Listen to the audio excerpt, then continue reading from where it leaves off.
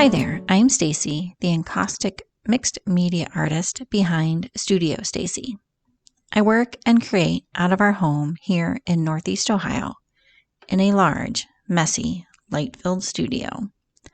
Encaustic literally means to burn in, so I paint with a torch and hot beeswax mixed with a tree sap, and well, pretty much anything else I can get my hands on. When I'm not in the studio, I'm out exploring nature with my husband, Matt. Thanks so very much for being here. Consider subscribing and join this artsy community. Don't forget, hit that thumbs up button, which helps me get introduced to more like-minded people like yourself.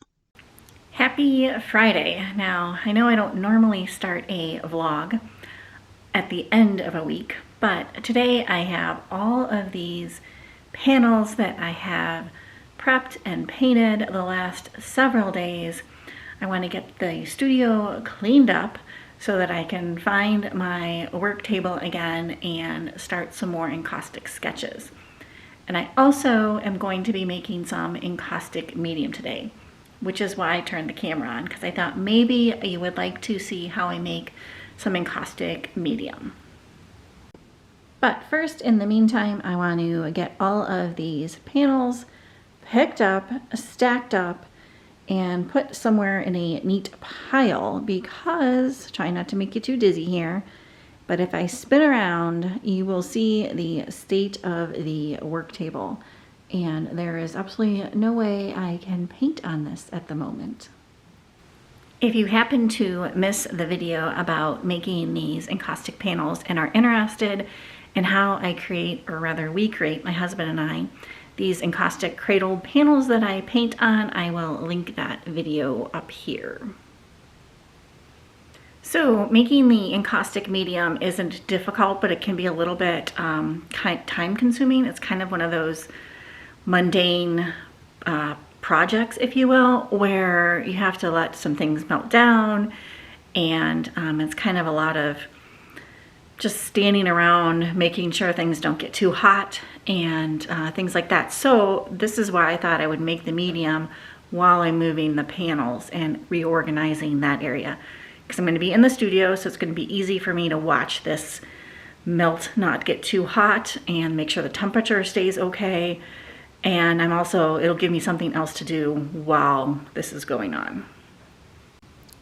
But before I start making the encaustic medium, I have to get the current encaustic medium out of the griddle. So I just heated this up to melt the current encaustic medium down that's in the griddle, and I'm going to then pour it into a mold to clean out the griddle here.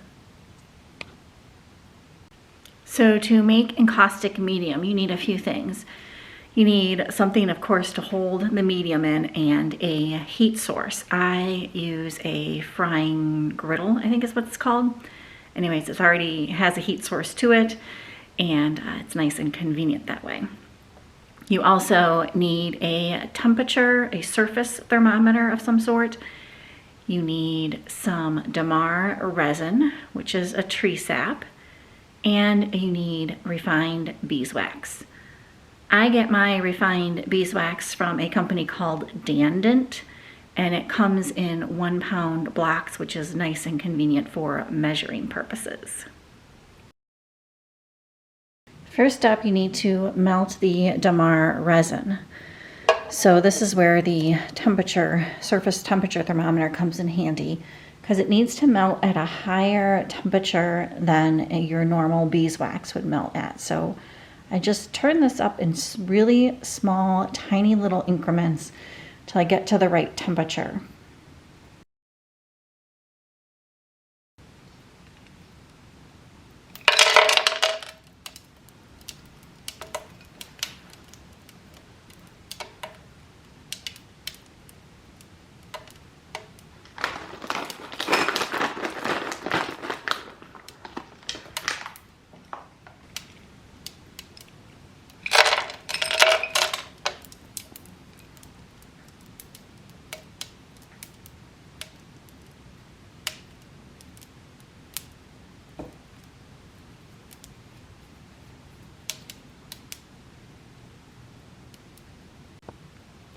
All right, once the damar is pretty melted, I slowly add in the beeswax. And now this griddle is still turned up to a fairly hot temperature.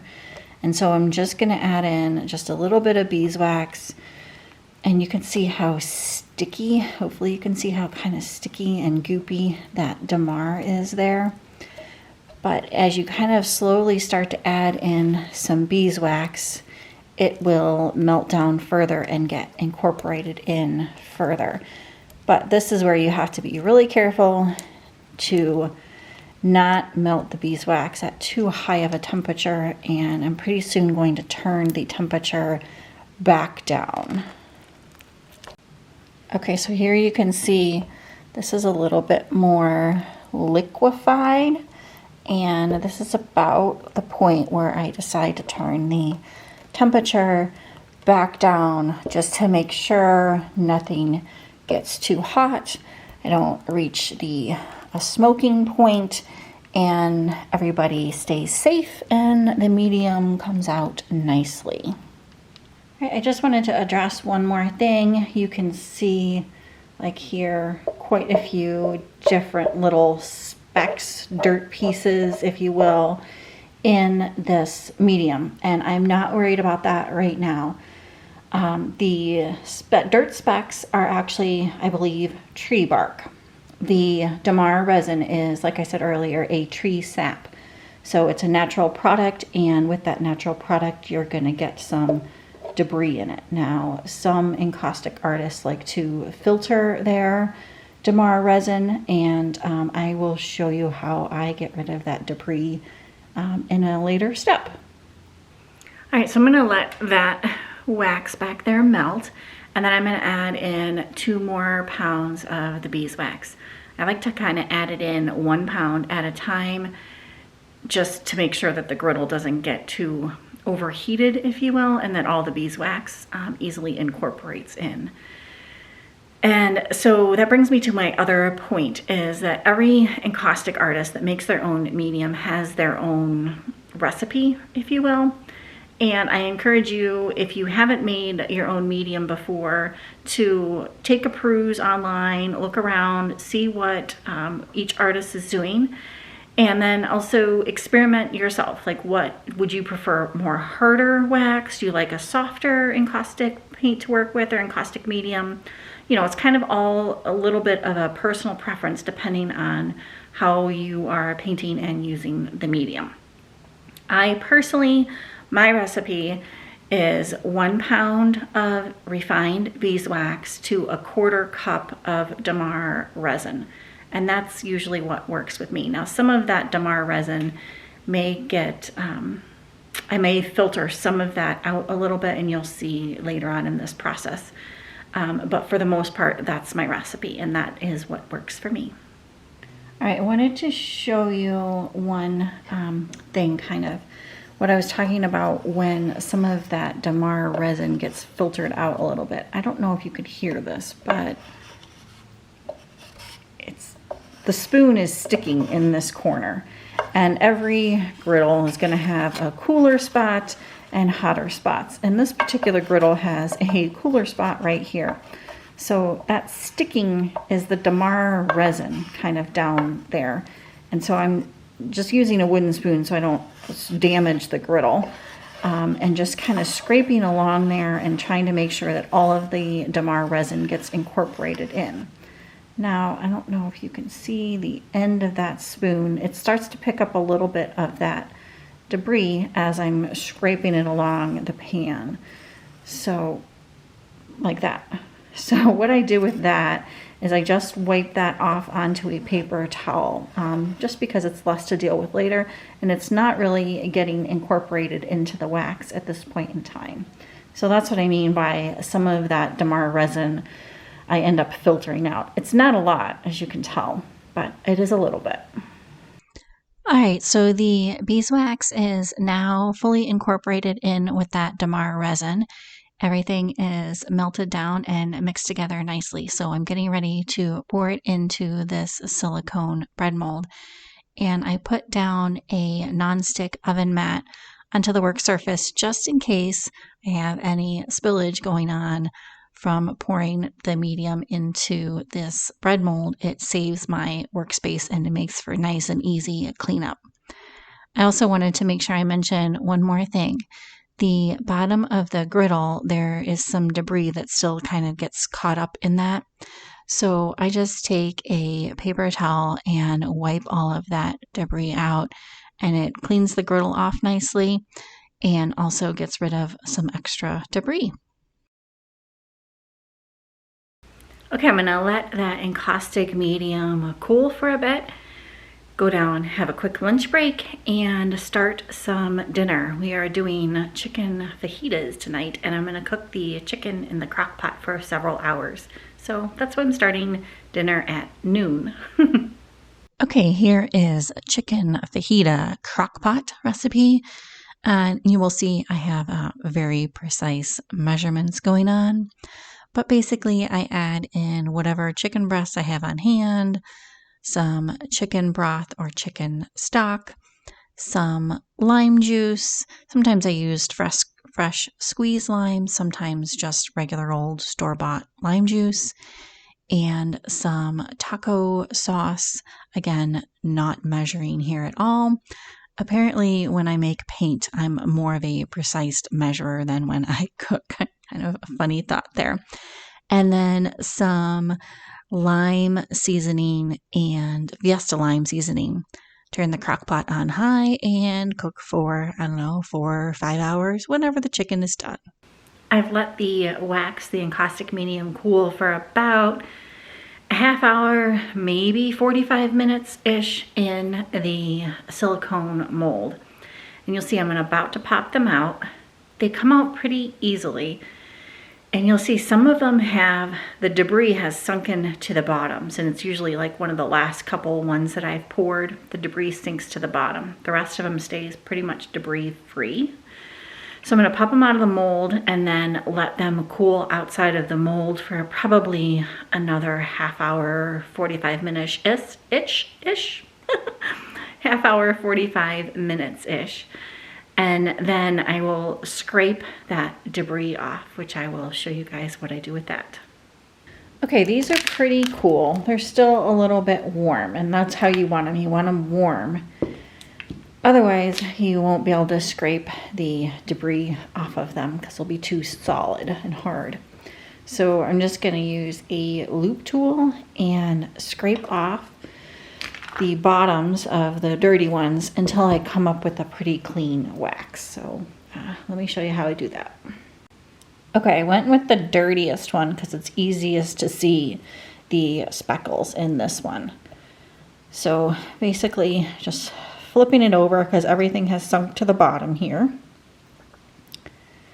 And I'm just going to take the loop tool and start scraping.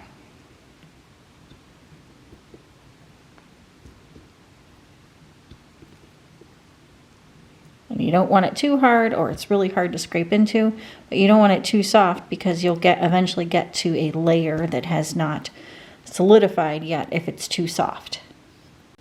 And then I take the scrapings and I put it back into the griddle, melt it down one more time, and again do the same thing, just scrape back with anything left over. All right, I have nice clean bottoms now of all 4 of these cakes, these encaustic wax cakes. And then into the griddle, I have the leftover shavings melted. And I'm actually going to then take and pour this into the smaller mold over there. And then do the same thing, scrape back on the smaller molds. Because I don't have a lot of wax in here, I'm not going to pour it back into the big mold because I just think a lot of it would get wasted that way. And I think the smaller mold is going to work out better. Just depending on how much I have, how much debris was in the wax. Sometimes I go to the big mold and sometimes I go to the small mold after the scrapings have melted. One more final thought on the encaustic medium, And when I scrape away this final layer of wax, for some reason, it's nice and soft and moldable. So I've been molding it into these bowl shapes. I'm not sure what I'm going to do with them, if I'm going to do anything with them, but I don't know. I just kind of got the idea one day and just started shaping them into these fun little bowl shapes. And we are now at the end of the day, so it is time to go down and finish making some dinner. Got the veggies sizzling. Crock pot chicken has been shredded. And Mr. Mixologist here is pouring some margaritas. I'm sizzling also. Key ingredient to margaritas is, other than tequila, is Grand Marnier. Smooths it all out. Happy Friday! And just like that, dinner is served. Yum yum!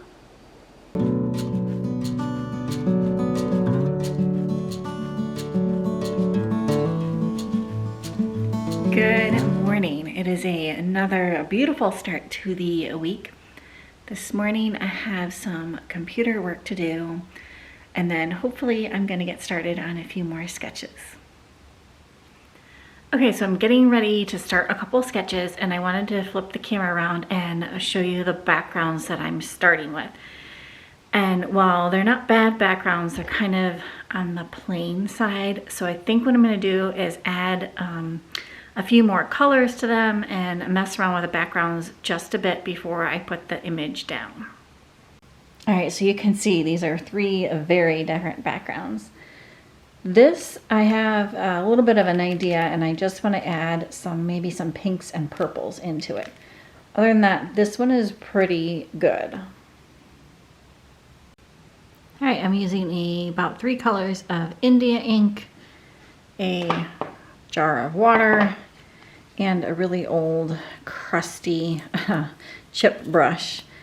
And then I might need a paper towel. So that's the supplies for this. Then this background, I really like this area in here. So I'm just gonna play up that area, adding some pinks, the yellow and blue to the overall background on this. Okay, for this background, I'm gonna use some Neo Color crayons, and because I just don't feel like changing the water out from the India ink, the purple dirty water from the India ink, and of course that same chip brush.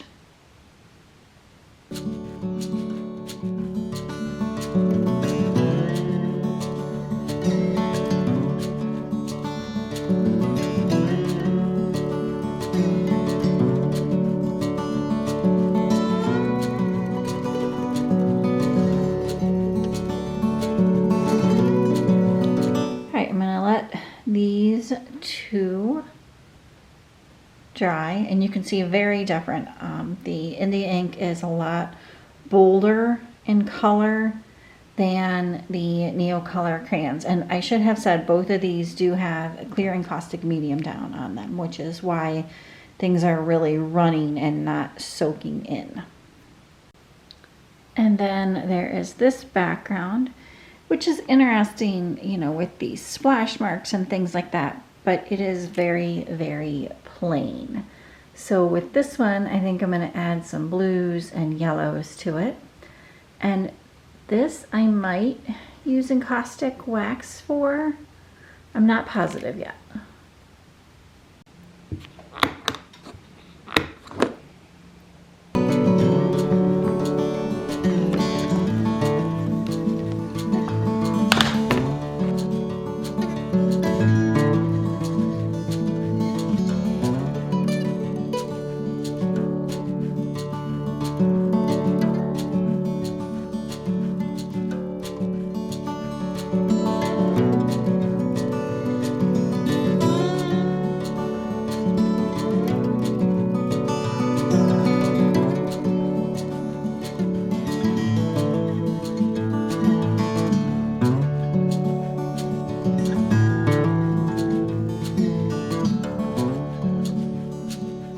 I'm adding a few layers of clear encaustic medium over all of these backgrounds for a couple reasons. The first one is to just make sure that the Neocolor crayons and the India ink is completely infused into the background or into the wax layers.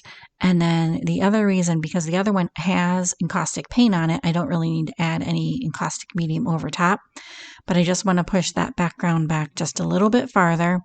And I want to make sure that there's plenty of layers of wax on these backgrounds, because I might want to do some other things to the background that would require more layers of wax on them.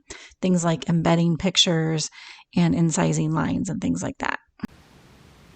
All right, I just wanted to get you a couple of close-ups of these backgrounds. And I think this is where I am going to leave you today. This India ink came out really cool. I like these little areas in here where it's just kind of dripping into the other areas. So we'll see if it actually stays like that once I get more of the painting done. But I'm pretty happy with how that came out. And then here is the other background. And it's kind of neat that you can still see through to that very first layer. And then the last background, this was with the Neocolor crayons. I am sitting here editing this video and realizing I'm already at around the 20-some minute mark. So I'm experimenting around with breaking the videos up into 2 different portions. So for example, I had every intention of making this a video where I completed one of these sketches. And in fact, I have completed this sketch. But because it's already around 20-some minutes, I'm gonna stop the video here. And this week you'll actually probably get 2 videos, so it's kind of a fun little bonus. With the second video being the second portion of this video, if any of this is making sense, with completing that sketch. So I put a poll over in the community tab. There's a new community tab for this channel, so that's exciting. Go check out the poll and let me know if you prefer these videos broken up into 2 portions, being slightly shorter videos, still around the 20-minute mark, but not quite as long as last week's video, which was 40-some minutes, I think. At any rate, I'm babbling on and I need to go so this video doesn't become really long. Let me know in the poll, or let me know down below in the comments, do you guys prefer the videos broken up into 2 sections and hopefully it's still cohesive, or do you prefer one longer video? Let me know. Of course, if you did like today's video and wouldn't mind doing so, smashing that thumbs up button down there, that really does help me out. If you aren't subscribed and would consider doing so, that would also help me out. And if you are subscribed but haven't hit that bell down there, that will notify you every time I release a new video, so you will know when the next installment of this video is coming out. As always, thanks so very, very much for watching. We'll talk to you soon. Bye for now.